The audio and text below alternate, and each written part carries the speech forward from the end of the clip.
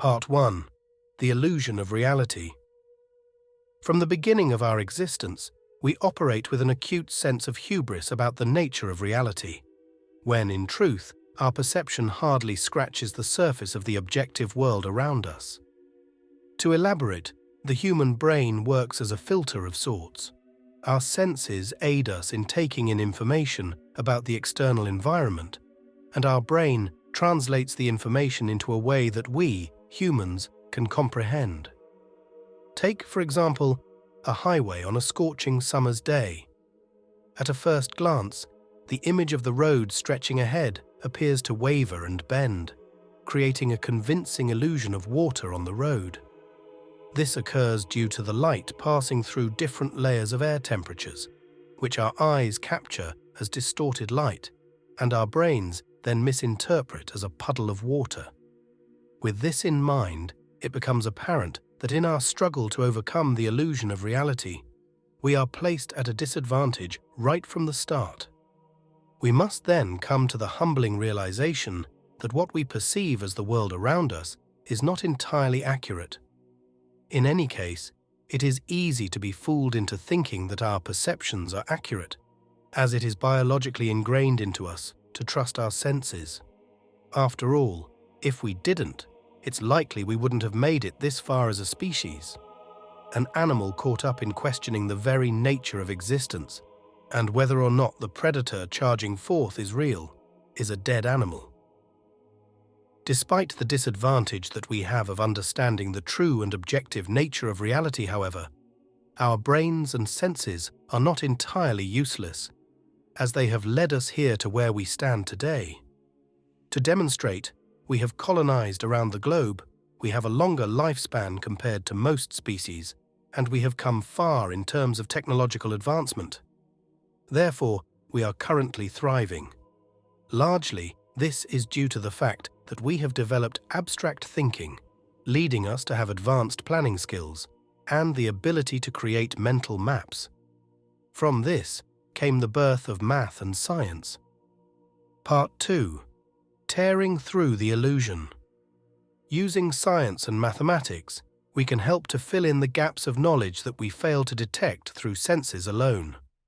For example, with science we can hypothesize, experiment, and prove our findings based on evidence. Scientific inquiry also allows us to question the nature of events and the world around us, which helps to avoid misconceptions and operating on assumptions.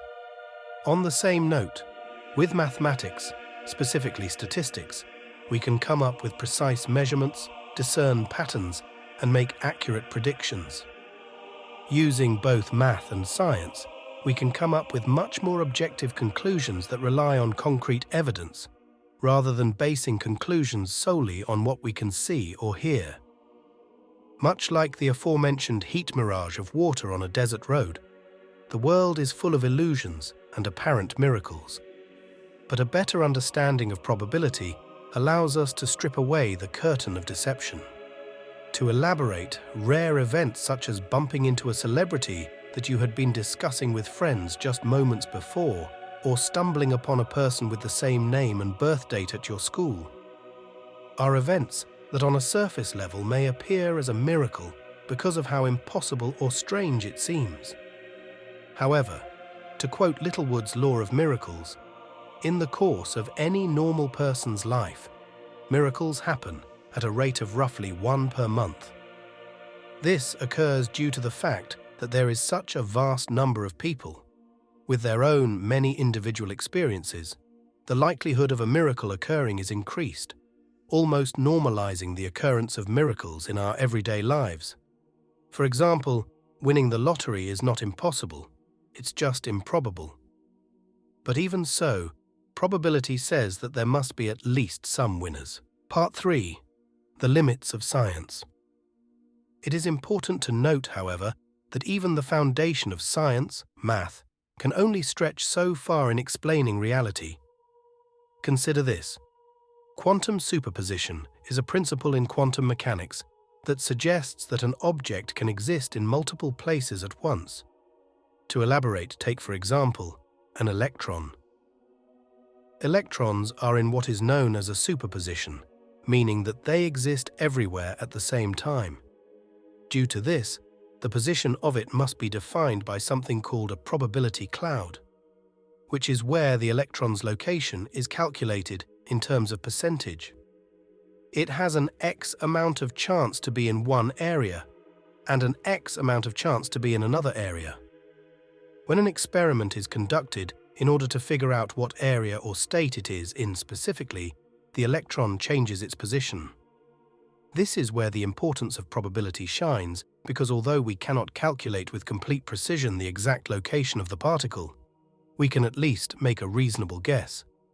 Another thing to consider is the fact that while math itself may be correct in concept, the human execution of it can also lead to errors and miscalculations.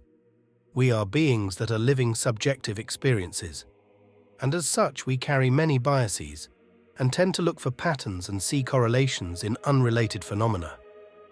With this in mind, it seems likely that it's this tendency to want to see patterns in events, mixed with the influence of our inherent biases, that have led to the creation of mystical religion. Part 4. Artificial Intelligence.